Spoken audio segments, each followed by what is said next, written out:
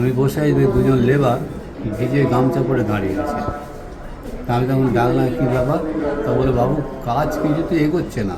কেন? বলে, যখনই কাজ করতে যাই মনে হয় যেন কে সাদা চাদর মুড়ি দিয়ে ঘুরে বেড়াচ্ছে, আর কানের কাছে খালি বলছে আমি আর পুজো পেলাম না, পুজো দিই। আসলে আমরা তো নতুন, আমরা জানি না। নেই, ঠাকুরের পুজো দেওয়ার জন্য ডালি বিক্রি হচ্ছে। এখান থেকে আপনারা ডালি কিনে ভেতরে গিয়ে পুজোও দিতে পারবেন। এই হলো বাড়ি, আর এর ঠিক 3 তলাতেই রয়েছে মায়ের ঘর। এই বড়বউ কত দাদা? 140 জোড়া জোড়া 140, বড়টা ছোটটা? নমস্কার, কেমন আছেন সবাই? দিশাস ক্রিয়েশনে আপনাদের সবাইকে জানাই স্বাগত। আজকে খুব সুন্দর একটা জায়গায় নিয়ে যাব, যেখানে মন্দিরটি রয়েছে 233 বছরের পুরনো।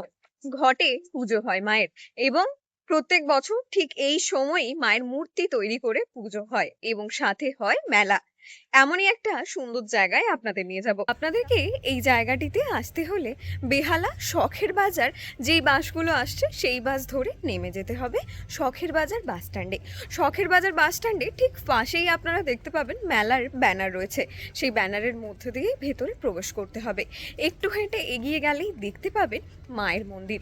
মায়ের বাড়িটি রয়েছে 3 তলা, মা কিন্তু একদম ওপরে রয়েছেন, সেখানেই আমাদেরকে যেতে হবে। এই হচ্ছে আপনার NH এর মেন রাস্তা, ওখান থেকে আপনাদেরকে আসতে হবে। এই রাস্তাটা দিয়ে যখন মন্দিরের জন্য ভেতরে যাবেন, পাশেই কিন্তু প্রচুর দোকান দেখতে পাবেন, সেখান থেকে আপনারা চাইলে জিনিসপত্র কেনাকাটা করতে পারবেন। বেহালা শখের বাজারে চণ্ডী মায়ের পুজো প্রত্যেক বছরই এই সময় হয়ে থাকে। প্রচুর দূর দূর থেকে মায়ের ভক্তরা আসেন একবার মায়ের দর্শনের জন্য। মন্দিরে যেতে গেলেই মেলা পড়বে, তাই মেলায় কিছু জিনিসের দাম আপনাদের সামনে তুলে ধরলাম।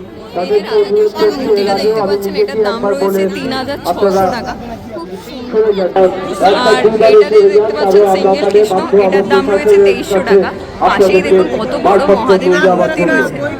এই বড়বউ কত দাদা?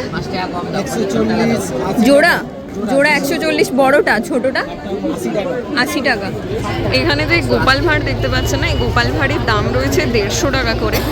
আর এখানে যে ইস্কনের ভগবানদেরকে দেখতে পাচ্ছেন, এটা পুরো সেটটা মানে একসাথে 4টে থাকবে, এটার দাম রয়েছে 550 টাকা। আর এখানে যে দাঁড়ানো অবস্থায় বড় বউকে দেখতে পাচ্ছেন না, এটার দাম রয়েছে 120 টাকা।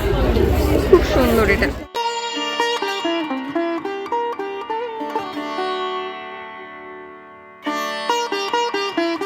এই হলো বাড়ি, আর এর ঠিক 3 তলাতেই রয়েছে মায়ের ঘর।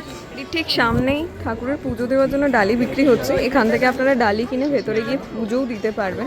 চলুন যাই ভেতরে। একটু পুরনো, তাই সিঁড়িগুলো দেখতে পাবেন ঠিক আগেকার দিনের মতো।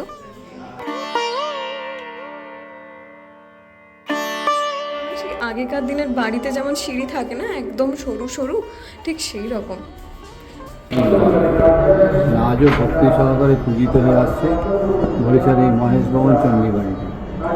মহেশচন্দ্র রায়চৌধুরী খুব সাধক লোক ছিলেন। উনি পুকুরে চান করতে একটা করছিল, তখন উনি সেটা বাড়িতে রেখে দিয়েছিলেন, এবং রাত্রিরে স্বপ্ন পান একটা মেয়ে বলছে যে আমায় যে পেলে আমায় পুজো কর, আমি মা চণ্ডী। আর যেটা পেয়েছে অষ্টধাতুই, মাই বলে দিয়েছিলেন যে আমাকে দুর্গা পঞ্চমীর দিন প্রতিষ্ঠা করবে সশেষ ডাব দিয়ে, আর অঘ্রাণ মাসে মূর্তি করে পুজো হবে, মূর্তির রং লাল, 4টে হাত। তখন উনি স্বপ্নের কথা ভাটপাড়ার পণ্ডিতদের বলেন, তারা বলেন মা চণ্ডী। তো ওখানে মূর্তি করে পুজো, আর এখানে ঘটে, এই ঘট কোথাও যায় না, এনাকে কেন্দ্র করেই উৎসব। আর চণ্ডী পুজো হচ্ছে আমাদের এটা একটা বাৎসরিক উৎসব, আর পঞ্চমীটা হচ্ছে মায়ের প্রতিষ্ঠা দিবস। ওই দিন আমরা মায়ের জন্মদিন হিসেবে পালন করি। আর এখানে মেলা ছাড়া 12 মাস নিত্য পুজো হয়, লোক আসে পুজো দেয়। তখন টাইমিংটা হচ্ছে প্রত্যেক দিন 8, পৌনে 8টা থেকে পুজো শুরু হয়। মঙ্গলবার দিন 1টা অবধি পুজো হয়, শনিবার দিন 11টা, অন্য দিন 10টা।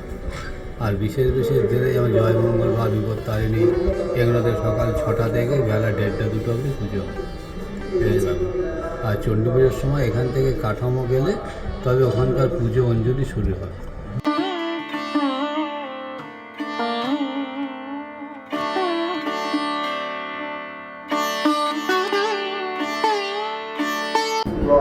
সাত 8টা বছর আগেকার কথা, আমি বসে আছি, দুজন লেবার ভিজে গামছা পরে দাঁড়িয়ে আছে। তা আমি তখন ডাকলাম, কী ব্যাপার? তা বলে, বাবু কাজ কিছুতে এগোচ্ছে না। কেন? বলে, যখনই কাজ করতে যাই মনে হয় যেন কে সাদা চাদর মুড়ি দিয়ে ঘুরে বেড়াচ্ছে, আর কানের কাছে খালি বলছে আমি আর পুজো পেলাম না, পুজো দিই। আসলে আমরা তো নতুন, আমরা জানি না। আর ওপর থেকে কর্তারা কিছু বলে দেয়নি, যেখানে মা প্রতিষ্ঠিত এখানে পুজো দিতে হয়। যে ঘটের মাথাটা নাকি ওটা 1 বছর ওটা শোকায় না। ডাবের শীষটা 1 বছর থাকে, শীষ, হ্যাঁ। আবার পঞ্চমীর দিন পাল্টানো হয়, নতুন ডাব দেওয়া হয়। এই ছিল বেহালা চণ্ডী মায়ের কিছু ইতিহাস। মন্দিরের পুরোহিতের কাছ থেকে সমস্ত তথ্যই আপনাদের সামনে তুলে ধরলাম। তাহলে চলুন আজকের মতো ভিডিওটা এখানেই শেষ করলাম। দেখা হচ্ছে নতুন আরো একটি ভিডিওতে। ততক্ষণের জন্য টাটা। ভালো থাকবেন, সুস্থ থাকবেন এবং সাবধানে থাকবেন। যদি ভিডিওটা আপনাদের ভালো লেগে থাকে তাহলে অবশ্যই শেয়ার করে দেবেন। দেখা হচ্ছে অন্য আরো একটি জায়গায়।